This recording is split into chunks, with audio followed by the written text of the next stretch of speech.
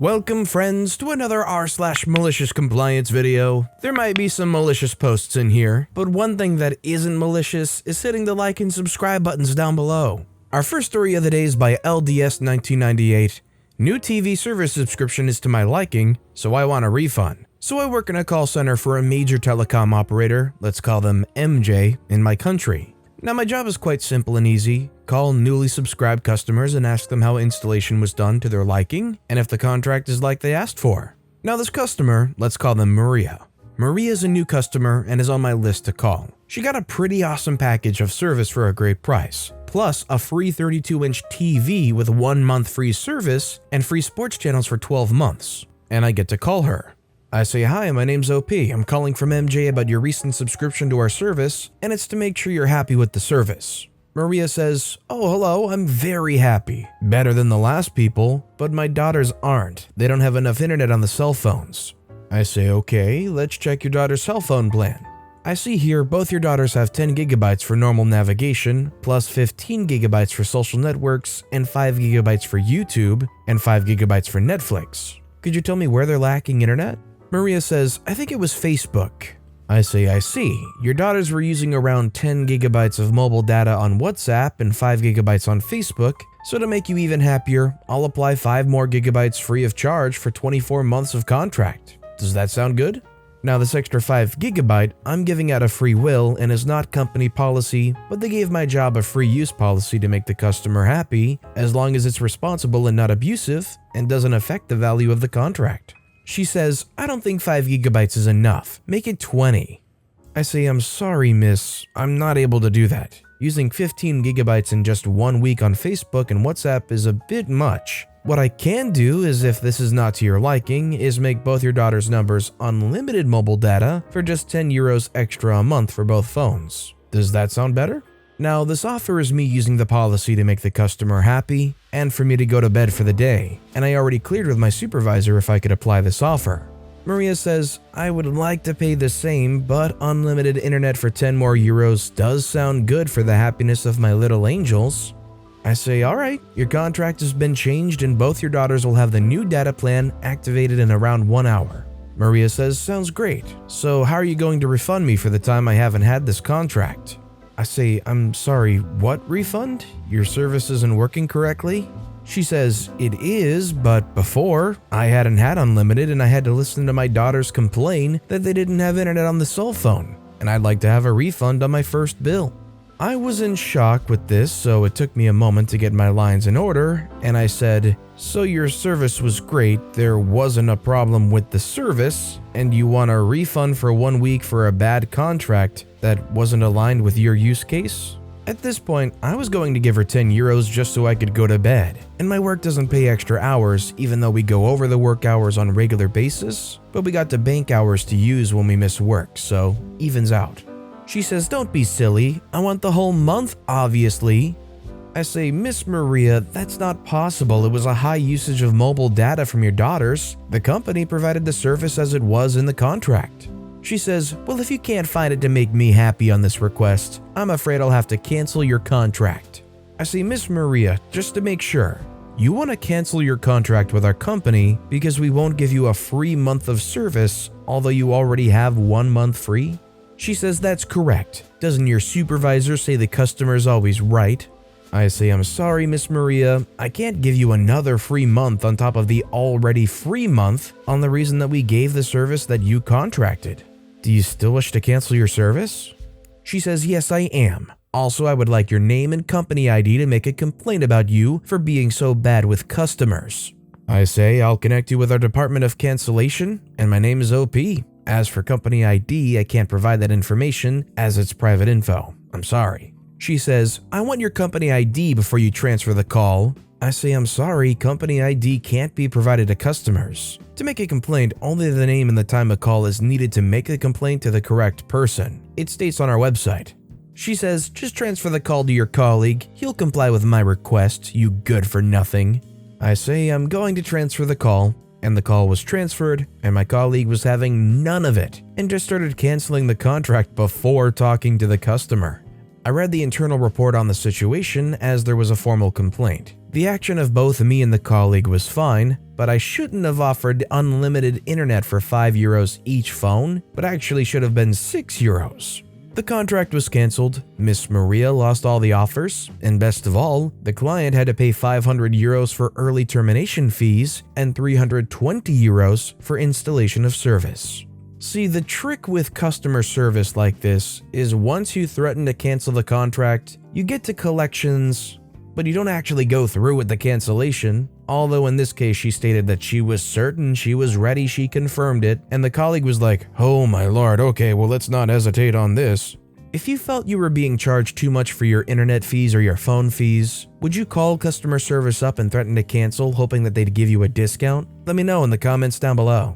Our next story is by Aerosol. Many years ago, we had a newly promoted manager.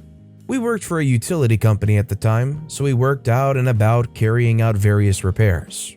Newly promoted manager Mr. Twatterly decided that leaving the yard 2 minutes early was a huge offense to his authority. Meeting called for all outdoor staff. "Having checked the cameras for the last week, I've noticed a significant number of you leaving the yard before your 5:30 p.m. finishing time. This will not be happening in the future. Your hours are 7:30 a.m. to 5:30 p.m. Is that understood?" A few grunts of yes from amongst the 40 or so guys present. Cue malicious compliance. We lined our vans up on the road outside the depot every morning for a week until exactly 7:30 a.m. when we entered the yard to start our day. Mr. Twatterly has a hissy fit and says, "You're supposed to be in the office at 7:30 and not just arriving on the yard." So he was informed that he'd told us that we weren't allowed to leave the yard until 5:30 p.m. and our hours are 7:30 to 5:30. So we naturally assumed that if we weren't allowed off the site until 5:30, that we weren't allowed on the site until 7:30.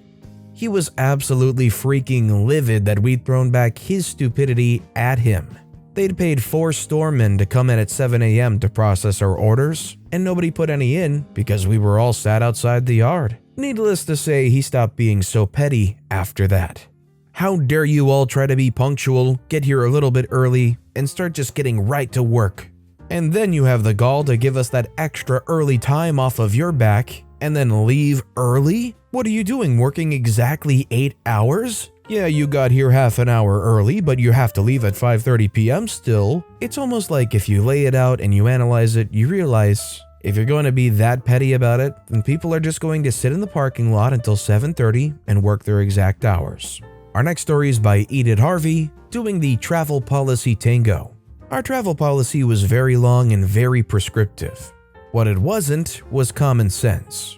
It expected us to take the most economical airfare to get to our client sites. Economical wasn't some magical algorithm, it just meant the cheapest based on what travel system we could find as the cheapest nonstop fare with the fewest stops. There was also a policy that all tickets were to be purchased in economy. Time for malicious compliance. My preferred airline at the time was selling guaranteed upgrade tickets. The ticket was an economy ticket, but the travel itself was in first class. There was a cost premium to the cheapest fare, but because of restrictions, it was far cheaper than a first-class ticket. At the time, I found that I could travel via connecting city for $6 less on my preferred airline than I could on the non-stop flight the major airline with a hub at my home airport was offering. This made it the most economical. Because the system was configured to return the cheapest point-to-point fare, by coming in under that non-stop fare and buying the economy ticket, I could travel how I liked. I took my extra time in the air, but I like flying. My goal was points and status. The result? Through a common alliance, my home airline recognized these tickets as first-class tickets, so my status points accrued at 180 each week rather than the 30 points I would have if I traveled the vanilla method without upgrades or connections. I hit top airline status in about 5 weeks, and within 6 months, I reached lifetime status that includes free Alliance Lounge access for life. Bonus points? The policy didn't restrict when we travel. I'm a night owl, not a morning person. I was able to travel on Sunday night, often leaving home close to my baby's bedtime.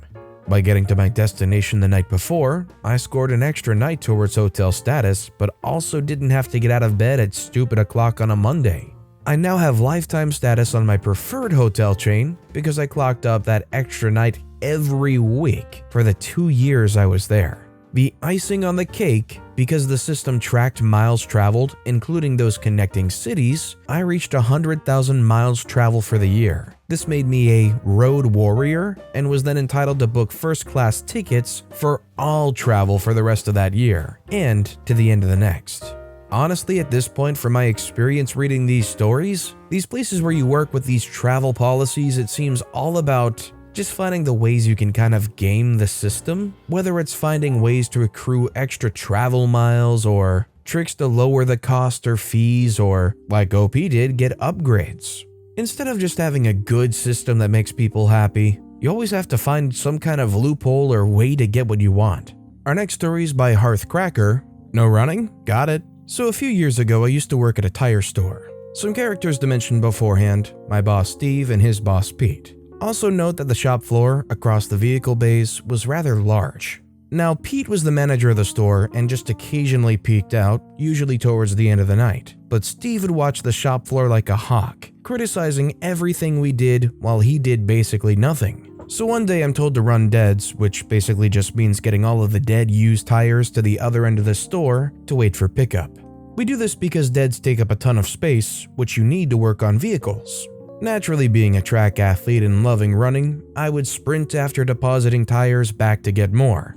Well, Steve notices this and pulls me aside. He tells me running isn't allowed just because I'm a kid, and that I need to walk like a proper professional in front of customers. Cue malicious compliance. Can't run, eh? Guess I'll just leisurely walk each individual tire, no matter how small, and walk back. Because we were already short-staffed for the night and trying to close, meaning everyone was working fast as heck, not only did I look out of place, but tires were piling up taller than my head. This is not only annoying, but dangerous as heck and can also result in serious car damage. Pete walks out and sees this and asks what's going on to Steve. Steve tells him I'm clearly not taking my job seriously and they call me over. I tell him I was just doing what Steve told me to. Pete is pissed since he wants to go home, so he tells me to sprint all I want to the merry tune of Steve being berated. From then on, Steve never said a word about me running.